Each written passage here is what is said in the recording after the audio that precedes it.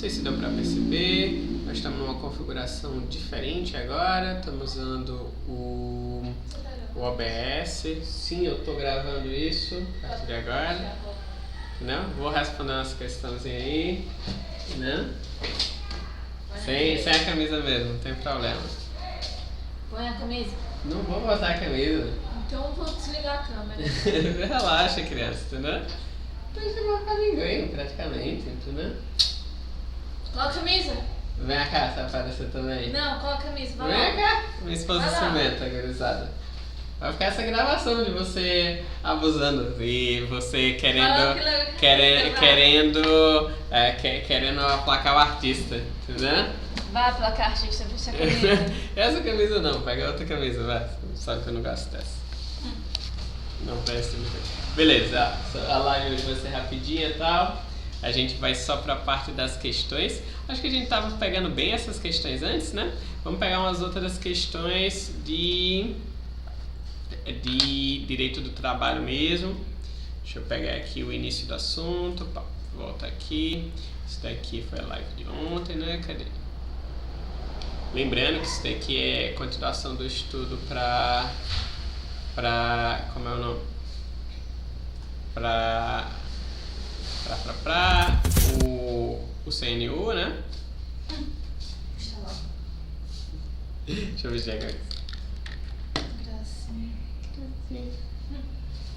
vai logo lá, fazer a comida.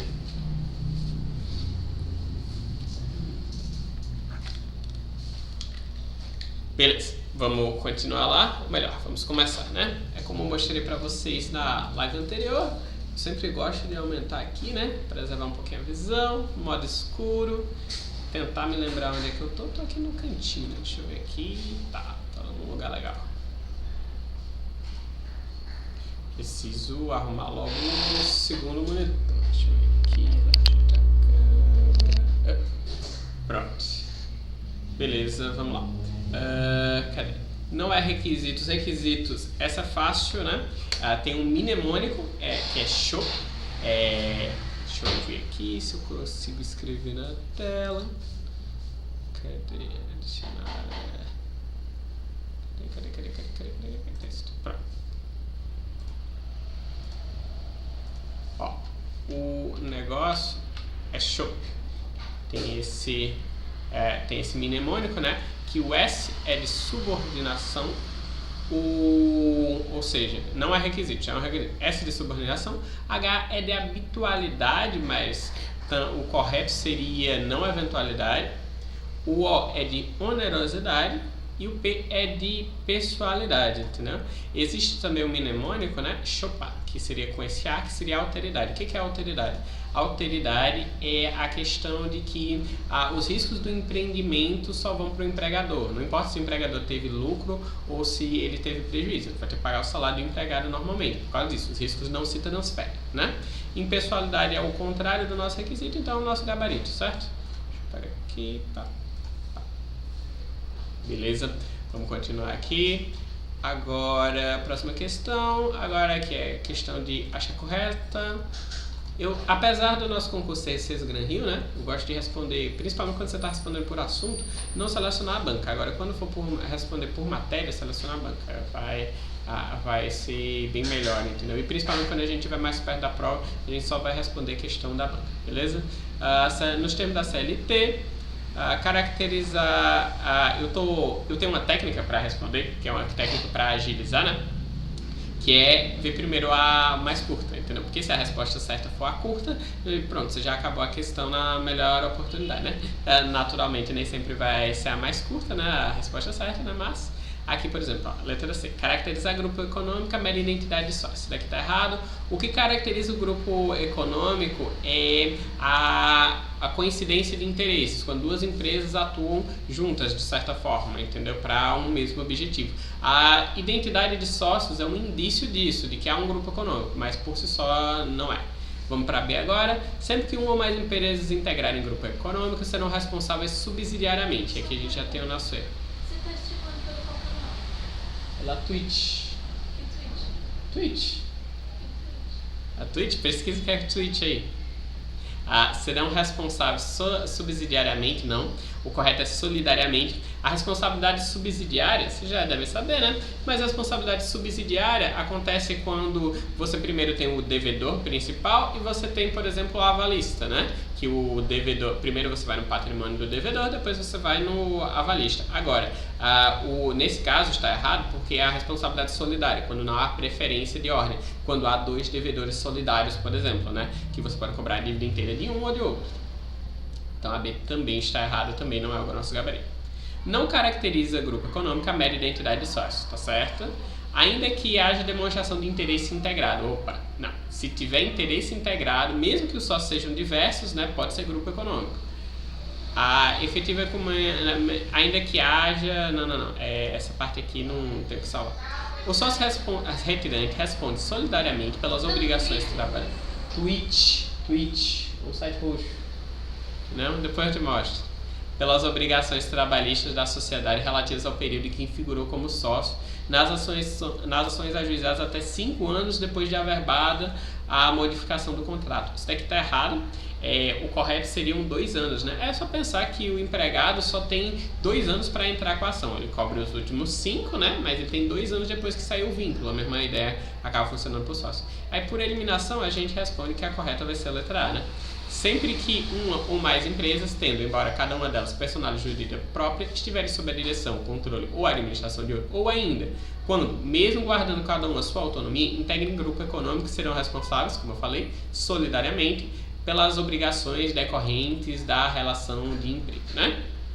Minha técnicazinha, nesse caso, ela seria um prejuízo, né? Mas foi bom que serviu pra gente revisar tudo, né? Tudo friamente calculado. À luz do decreto, é da CLT, né? Qualquer alteração na estrutura da empresa não afetará os direitos adquiridos dos seus empregados. Acredito que isso daqui está certo, que é a ideia de que o contrato ele é estável, né? E existe essa estabilidade tanto objetivamente o contrato se mantém igual, se mudou o regulamento empresarial, por exemplo. Ele não me afeta se eu já fui contratado antes dessa mudança, só se eu optar pelo esse novo regulamento, mas a mudança por si só não faz nada, e uma alteração subjetiva também não faz diferença. A pessoalidade é um requisito que existe para o empregado, mas para a empresa não. Se a empresa foi vendida, os empregados continuam lá. E se a nova empresa não quiser? Aí vai demitir todo mundo sem justa causa e aí vai ter que pagar indenização e todas as vezes rescisórias normais, do mesmo modo que a empresa faria se ela não quisesse mais um determinado empregado. A primeira está certa, beleza? Segunda, o sócio retirante responde solidariamente com os demais quando ficar aprovada a fraude na alteração societária decorrente da modificação do contrato. Exato. Se aconteceu fraude, então essa retirada nunca aconteceu, né? Isso pode acontecer, por exemplo, quando o sócio, existe uma ideia de esconder bens, né? Você passa tudo para o sócio, até para uma outra empresa, e aí você foge que ele saiu da empresa, mas na verdade foi colocado um laranja, ou o pessoal que ficou lá, todo mundo quebrado, e realmente quem manda é o cara que saiu só no papel, né? Isso não é muito incomum, infelizmente. 3. A precisão intercorrente ocorre no curso do processo do trabalho, mas não é no decorrer de 5 anos, são 2 anos também, né? Esse marco de 2 anos é um marco bom pra gente lembrar. A declaração da prescrição pode ser requerida ou declarada de ofício em qualquer grau de jurisdição. Eu acredito que isso está na lei também, apesar que tem uma divergência sobre essa parte de declaração de ofício, sabe? Vamos ver 1, 2, 3 e 4. Não vai ser essa não. Ó, está correto que se afirma apenas em. Vamos revisar aqui. Eu acho que a 1 vai estar errada, porque essa qualquer ficou bem pesada, né? E essa 4 será? 2, 3?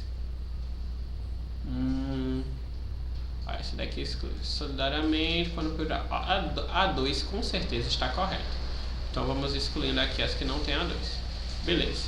A 1 com certeza está correta também, né? Então sobra 1 e 4. Se tem a 2, pronto, acertei, entendeu? Qual a ordem da 3? Ocorre. Ocorre no curso de. Boa tarde.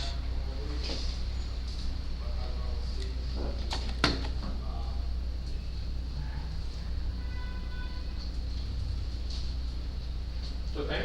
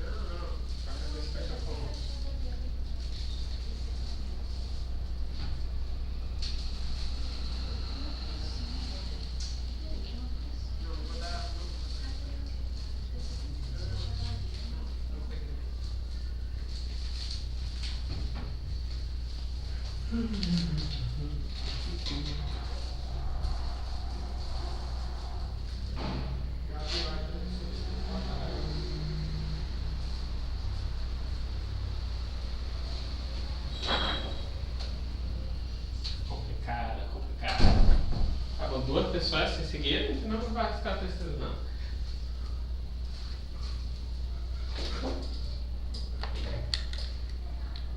Falei certo, esqueci de marcar, isso que dá ficar falando demais.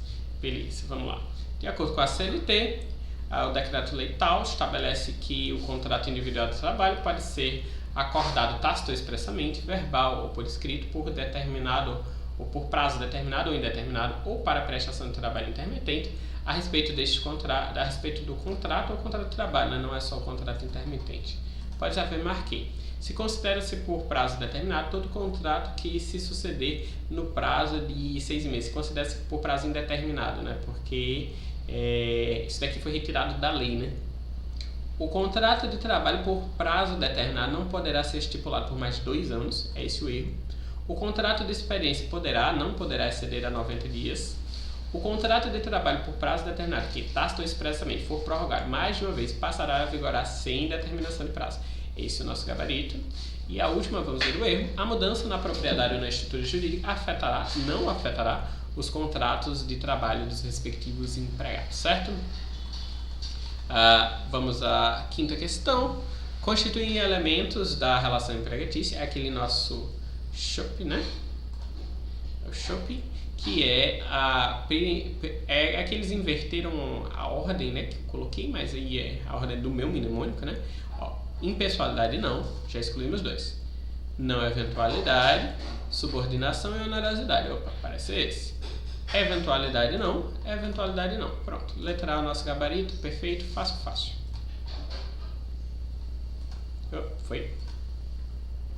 Situação hipotética. Determinado pró-reitor da USP lhe comunica a existência de pessoa que comparece eventualmente ao campus e presta serviços mediante ordens da pró-reitoria de forma remunerada, não sendo... Olha aqui, vamos voltar um pouquinho. Note que aqui vem uma situação hipotética, né? Então a gente vai ter que fazer um julgamento, mas aqui já vem os requisitos da relação da empresa. A USP, ou a reitoria, comunicou a você a existência de pessoa que comparece eventualmente. Eventualmente já é um dos requisitos que está meio afastado pelo visto, né? Se comparece eventualmente, não tem a não eventualidade. Presta serviço mediante ordens, de forma remunerada, de forma a não ser substituídos, ou seja, com pessoalidade. Informa que tal pessoa não recebe vale alimentação, não é reconhecida a relação de emprego, né? Por isso que ele fala de vale transporte, Pergunta a você, empregado público recém-contratado, se tal pessoa pode ser considerada empregada. Você responde que não, em razão da ausência de um requisito. Aqui a questão facilitou, né? Que a questão podia ter deixado para você perceber que é eventual, a eventualidade que estragou aqui. Para conferir, ao que o pró-reitor novamente indaga, qual o requisito está faltando? A última pergunta é a habitualidade. Olha aqui, algumas pessoas usam habitualidade, não sou só eu, entendeu? Aqui note que todos os requisitos estão presentes. A pessoa ou recebe ordens, então está subordinação. A pessoa é remunerada, então é uma questão onerosa, é pessoal, mas não tem a habitualidade, né? Note que uma pessoa que trabalha uma vez por semana, uma vez por mês, com regularidade, ela não é eventual, ela é fixa, né? Uma pessoa que vai cada 15 dias, ela é fixa, entendeu? Agora, uma pessoa que vai fazer, sei lá, um pequeno concerto toda vez que acontece, entendeu? Ela não é habitual, entendeu? Vamos para o seguinte, para a questão seguinte, se perder muito tempo. Os requisitos para a configuração de relação de emprego na CLT são presentes os requisitos da pessoa jurídica individual que presta serviço, pessoa jurídica não, empregado sempre é a pessoa física. São presentes os requisitos da pessoa física que presta serviço como pessoalidade, eventualidade, não também. Presentes os requisitos da pessoa física que presta serviço com pessoalidade, habitualidade, onerosidade e subordinação. E o último aqui tem o mesmo erro da primeira, né? Que é uma pessoa jurídica. Pessoa jurídica nunca pode ser empregada. Vamos ver aqui se tem algum texto interessante, nada demais, quadris. Para efeitos exclusivos da relação de emprego, equipara-se a empregador às instituições de beneficência, às associações retributivas e outras sem fins lucrativos que admitem trabalhadores como empregado, mas não profissionais liberais. Não, se um advogado contrata uma secretária, então ele é empregador, ele é uma empresa para os fins da lei. Então, não importa se ele vai ter CNPJ ou não, isso daí ainda vale para a família, né? Porque tem questão do empregado doméstico. 9. Diz-se comumente que a relação de trabalho é gênero, alcançando toda a modalidade de trabalho humano, ao passo que a relação de emprego, a relação de trabalho subordinado, é espécie. Por esse motivo, toda relação de emprego é relação de trabalho, mas nem toda relação de trabalho é relação de emprego. Isso está certo? Pode parecer meio confuso, mas imagina aquela ideia de ter duas bolinhas, né? Uma bolinha menor e uma bolinha maior. A relação de emprego seria a bolinha menor, seria relação de emprego é gênero e relação é espécie, e relação de trabalho é gênero, né? Por exemplo, autônomo é um trabalho, por isso que, né? Trabalho, autônomo. Entendeu? Estagiário é relação de trabalho, mas relação de emprego é uma coisa mais específica, nem tudo. O autônomo, por exemplo, ele não é subordinado, mas ele trabalha, ele preenche outros requisitos e tal. Na relação de emprego, para que seja configurado o vínculo, pressupõe-se o quê? A jornada unicamente definida pelo prestador de serviço de acordo com o seu interesse. Não, isso seria mais uma característica do autônomo. Empregado e empregador, pessoas jurídicas, não, como falei, empregado sempre pessoa física.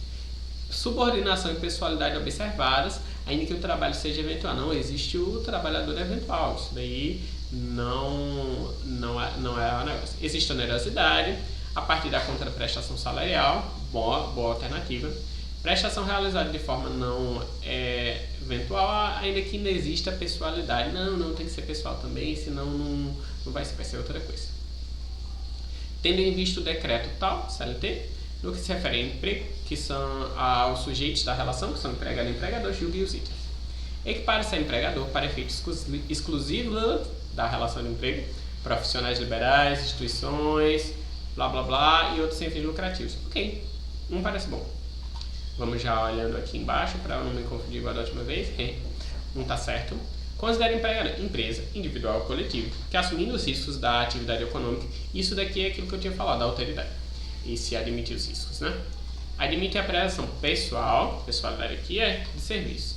2 também parece promissora. Vamos ver aqui. 3. Podem ser empregadores, entes não dotados de personalidade jurídica, como condomínio, massa-falida, espólio, desde que admitam trabalhadores como empregados. A 3 parece interessante também, mas fico meio na dúvida, né? Até porque se a gente fechar ela, a gente já fecha. Mas vamos ver a 4. Se a 4 estiver certa, a gente tem certeza. Não há distinções relativas à espécie de emprego e à condição de trabalho, nem entre trabalho intelectual, técnico e manual. Isso. É a vedação de discriminação, né? Isso daí tá na Constituição, tá lembrando certo? Tá no artigo 9º artigo 2º, 3º, blá blá blá. Cadê? SA aqui aí vai arrombar nossos empregos. Não vai não. Item 2, item 1, item 4. Aqui não haverá distinções, a espécie, artigo 3º, parágrafo 1. Certo? Vamos passando para 11, vamos fazer 20. Já estamos na 11 mesmo, me empolguei, isso ia fazer 10, né? Mas relações de trabalho lato sensu. Agora a gente vai sair um pouco da relação de emprego. Esse daqui é interessante, um simulado do TST, questão original do GRAM, por isso tem esse Gzinho. Assinale a correta. Empreiteiro é a espécie de trabalhador avulso que trabalha por conta própria, assumindo riscos econômicos da atividade que desenvolve. Letra B. O contrato avulso pode ser de obra, de lavor ou de lavor e obra. Essa parece promissora. É possível a celebração de cláusula de exclusividade, mas essa daqui é certeza. É possível cláusula de exclusividade, mudança pela reforma trabalhista. Ué? Assinale a correta? Essa questão vai ter um problema aí. Deixa eu ver essa C aqui. O artigo C define empregado como aquele que presta de natureza... Aqui está dizendo uma coisa, mas a CLT diz outra. Vamos até abrir a CLT para não passar de mentiroso. Cadê? Exclusivo, no exame, blá blá blá. Cadê? É complicado, aqui tem muito. Vamos ver aqui autônomo.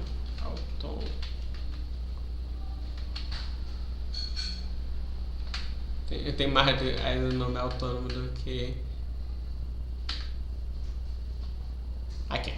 A contratação do autônomo cumpridas por todas as formalidades com ou sem exclusividade, ou seja, é possível com exclusividade. Essa questão o Gran se passou, hein? Essa questão está com o gabarito errado. Deixa eu dar até uma olhada. Há duas respostas, pois o autônomo pode ser contratado com ou sem exclusividade. Exatamente, entendeu? Eu não tinha visto a D, passei na C. Questãozinha com problema. Deixa eu ver se tem aqui um gabarito do professor. A D errada. O contrato de empreitada em que o empreiteiro é que pode ser de labor. Letra C.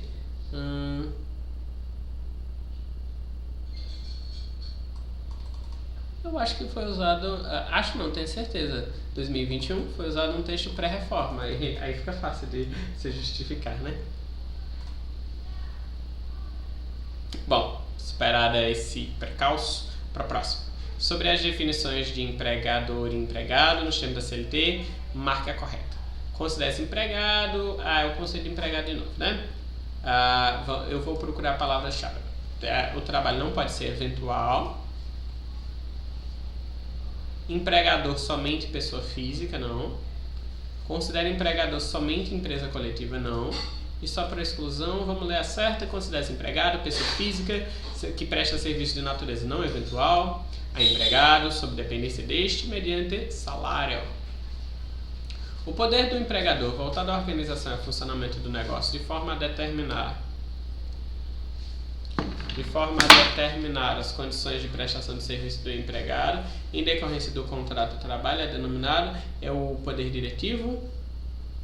Acho que vai ser poder diretivo mesmo. Fiscalizatório, blá blá blá. Voltado à organização e funcionamento, determinar as condições, é isso daí. Lembrar que o poder diretivo, ele não é ilimitado, claro, né? Encontra limite na dignidade, no próprio poder de resistência a ordens legais, né? 14.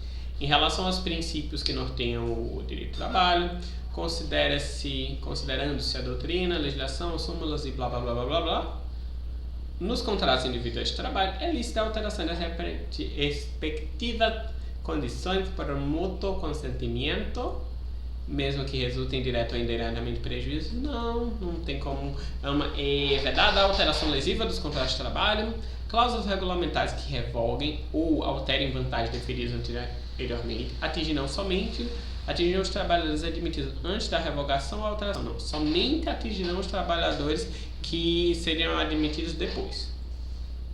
As anotações após na carteira do trabalho não geram presunção iuris et de iure, que é a presunção absoluta, mas presunção juris tanto, ou seja, é uma presunção relativa, né? Se anotou algo, você presume que ela é verdadeira, mas no direito do trabalho veio agora o princípio da verdade real, verdade material, né? Não é a verdade que está no documento só, é a verdade que ocorre na realidade, né?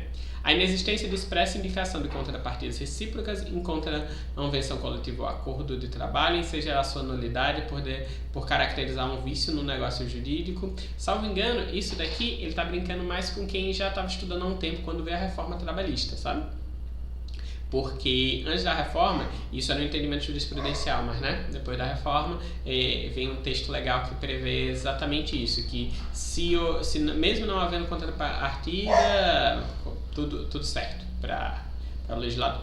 As condições estabelecidas em convenção coletiva sempre prevalecerão sobre as estipuladas em acordo coletivo não, é justamente o contrário, o acordo é um negócio mais específico, é ele que prevalece. 15. Sobre os elementos da relação de emprego no direito do trabalho, correto afirmar que é verdade, em absoluto, a formação de contrato de emprego entre pais e filhos, não, nada velho. Lembrando que uma coisa é trabalhar com o pai e o filho sem onerosidade e não vai ser relação de emprego, mas se o filho estiver trabalhando na empresa do pai, recebendo, se sustentando, com subordinação e tudo mais, então é uma relação de emprego como qualquer outra. E o mais, não só entre pais e filhos, marido e esposa, tal, não tem problema. Não se reconhece a segmentação da subordinação jurídica na terceirização. Essa eu tenho minhas dúvidas, não sei muito explicar. Vamos partir para a próxima e a gente volta depois se for o caso, né? Qualquer coisa por eliminação a gente vai. Não eventualidade pode ser entendida como uma previsibilidade de repetição. Promissor. O empregador na relação de emprego não necessita assumir os riscos, é a questão da alteridade mais uma vez. O empregado pode ser tanto pessoa física quanto pessoa jurídica, não, o empregado é sempre pessoa física, né? O empregador que pode ser físico ou jurídico. Em uma relação de emprego, a parte que oferece a prestação de serviço deve se enquadrar na categoria de pessoa física. A parte que oferece, certo? Essa situação caracteriza o requisito da pessoalidade. Opa, pessoa física. Aí a Vunesp me pegou por ter botado a letra A, né? Que tem gente que tem doutrinadores que dividem. A pessoalidade seria a questão de não poder se fazer substituir. E aí a questão de pessoa física é uma questão mais específica, que, né, o nome já diz, é ser pessoa física mesmo. Sempre lê até o final, ó. Porque aí, né, numa questão dessa, você vai pela mais certa, mais específica, né? Quando ele botou dessa forma, especialmente ele botando a como pessoalidade, já sabe o que ele está procurando, né? Procurou alguém que seja rápido em responder, e foi isso que aconteceu. Segundo a legislação, é vedado ao empregador exigir experiência superior a... É questão de número, é sempre fácil de fazer, meio chato de responder, porque você tem que saber. É 6 meses que pode exigir. Vamos ver aqui o artigo, alguém deve ter citado, é o artigo 442A. Para fins de contratação, o empregador não exigirá do candidato a emprego, comprovação de experiência prévia por ter superior a 6 meses no mesmo tipo de atividade, certo? O explicativo. 18. Assinale. Aqui eles fizeram questão de falar sobre, em referência à reforma, né, de 2017, e aí ele quer a correta. Responde por perdas e danos somente a quem que litigar como má-fé como reclamante. Não, até testemunha pode responder por má-fé.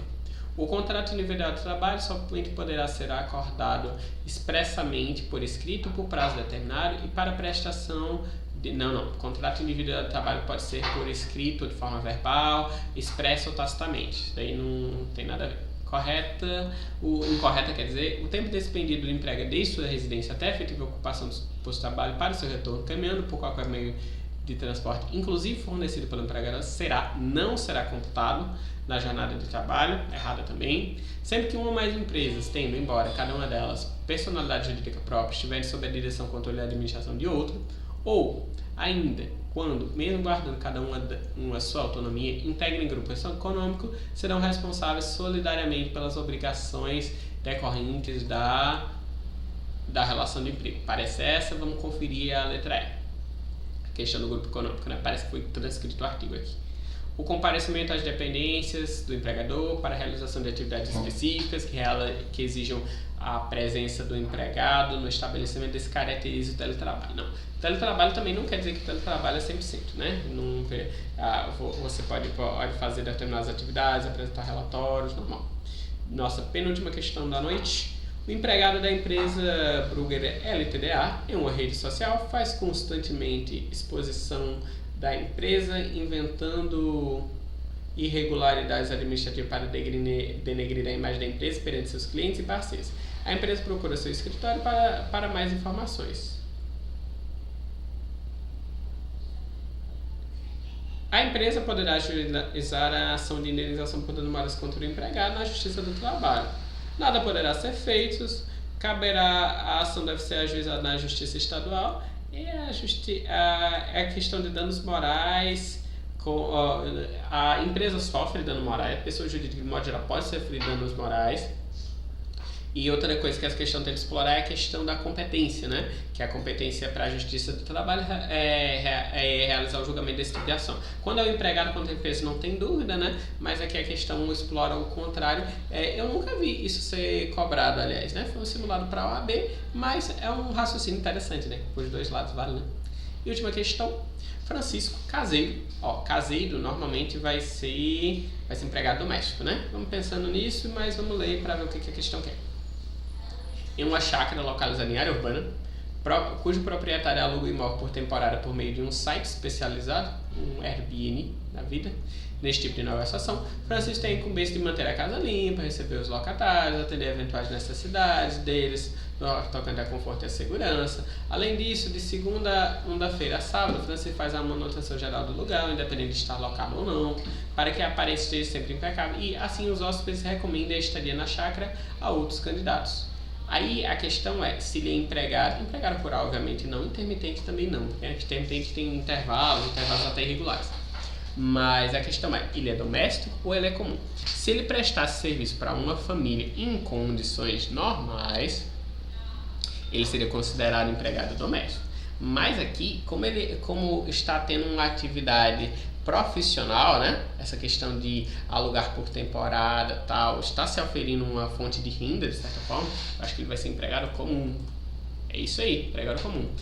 Lembre-se, se você tem uma empregada e ela trabalha na sua casa, ela é uma empregada doméstica. Isso é um regimento, né? Tem algumas semelhanças, mas tem algumas diferenças com o empregado comum. Agora, se ela faz a limpeza, exatamente o mesmo trabalho, no seu escritório de advocacia, ainda que seu escritório de advocacia seja a sua casa, ela passou a ser uma empregada comum, então vai ter a regência total da CLT, certo?